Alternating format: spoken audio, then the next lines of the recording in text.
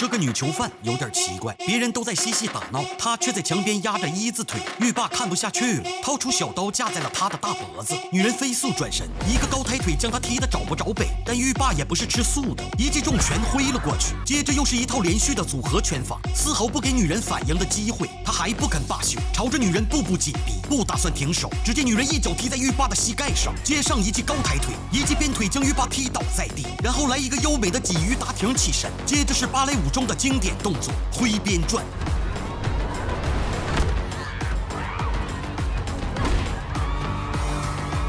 狱霸挥拳反击，女人下腰轻松躲过，转身一记西伯利亚后鞭腿。倒车请注意，前方高能，千万别眨眼。让我们数一数他一共转了多少圈。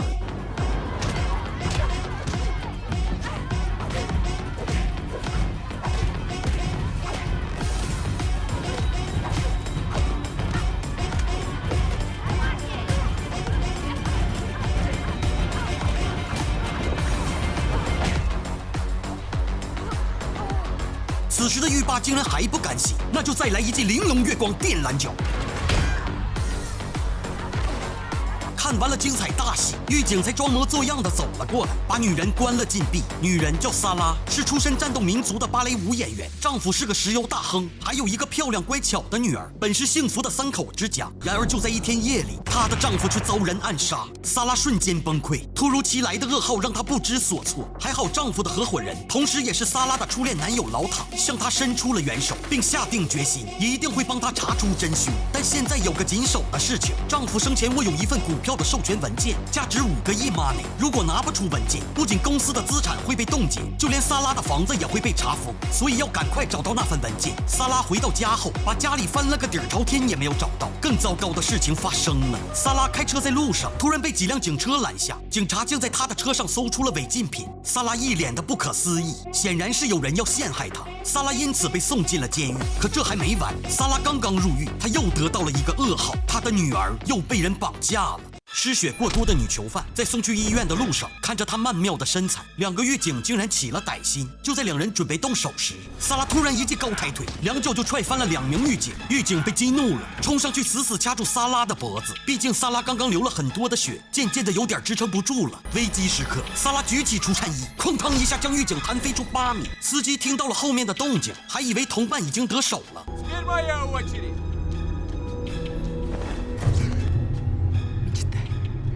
司机只好将车停在路边，眼看着萨拉重获自由，而这一切都要归功于白天被萨拉胖揍了一顿的狱霸。他咽不下那口气，深夜带人潜入了萨拉的牢房，用小刀割开了萨拉的手腕，然后伪装成自杀的假象。直到第2天，狱警才发现萨拉就此有了重生的机会。现在他要赶快去找那份5个亿的股票，以此来赎女儿的命。他来到了初恋男友老塔的家里，老塔把他安排到一个安全的地方养伤，并帮他回忆关于那份文件，丈夫生前是否给他留下了什么线索。萨拉看着身旁的鲜花，突然想起丈夫遇害前也曾寄过一束鲜花到她的剧院，难道线索就在那束花里？萨拉立刻返回剧院，幸好那束花并未被扔掉，花里果然藏了一张卡片。原来丈夫早就预料到自己会出事儿，事先把文件藏了起来，而这卡片上写的正是藏匿的地址。萨拉立刻动身去取文件，却在出门的时候无意间看到了墙上的海报，她的首席位置已经被她的好闺蜜替代。萨拉忽然想到一件事儿，出事儿那天正是闺蜜说她母亲病了，就拜托萨拉开车送她去医院。可闺蜜刚下车，警察就立刻围了上来，还在车上找出了违禁品。想到这儿，萨拉瞬间明白了一切，于是她又返回了更衣室，取下一个刀片，将它塞进了闺蜜的舞鞋里。女人掰开刀片，把它放进了闺蜜的舞鞋里。当闺蜜登台演出时，踮起脚尖的一刹那，鲜血瞬间冒了出来。闺蜜吃痛地摔倒在舞台上，但比起闺蜜对她所做的事儿，却算不了什么。原来闺蜜一直嫉妒萨拉的才华，觊觎她首席的位置，于是便与黑帮达成交易，将违禁品藏在了她的车上，害得她含冤入狱，女儿也惨遭绑架。教训完闺蜜，萨拉就连忙赶到了卡片上的地址，果然在储物柜中找到了5个亿的持股证明。她立刻将消息告诉了老塔，然而当她低头一看，才发现自己已被人盯上了。她急忙躲进了女厕所，可杀手竟然也跟着闯了进来。保洁阿姨见状立马上前阻止，岂料却被杀手一拳击飞。随后将隔扇门一扇扇打开，直到打开最后一间时，早已藏好的萨拉一脚将对方掀开，随后一记蝎子摆尾，然后连续的高速旋转高鞭腿，腿腿爆头，一记侧踹将男人掀翻在地。萨拉无心恋战，可却被杀手抱在了怀里。萨拉顺势一脚竟踢在了身后杀手的头，随后，萨拉伪装成清洁工逃了出来。此时，他接到了老塔的电话，萨拉的女儿被绑去了拉斯维加斯。于是他立刻启程，可刚下飞机，门外就有人来接自己。本以为是老塔安排的，萨拉便放心上了车。可没想到，对方居然带他来到了一间废弃仓库，里面的人正是刚刚追杀他的那几人。他们先是抢走萨拉的持股证明，然后打算将萨拉母女灭口。此时，那个被萨拉暴揍过的男人提醒大家，可奈何猪队友偏偏不信。Слушай, это правда, что можно ногой через плечо?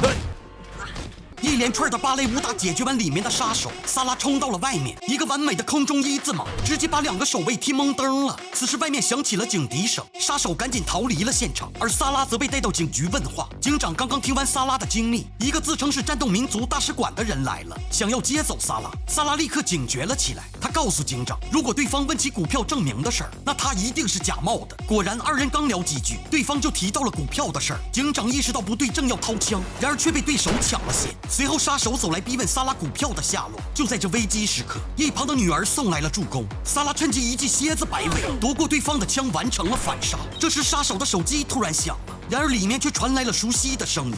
Jesus, it took you long enough. Just tell me the bitch is dead.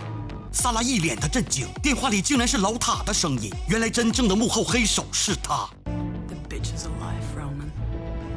Maya? And she's coming for you.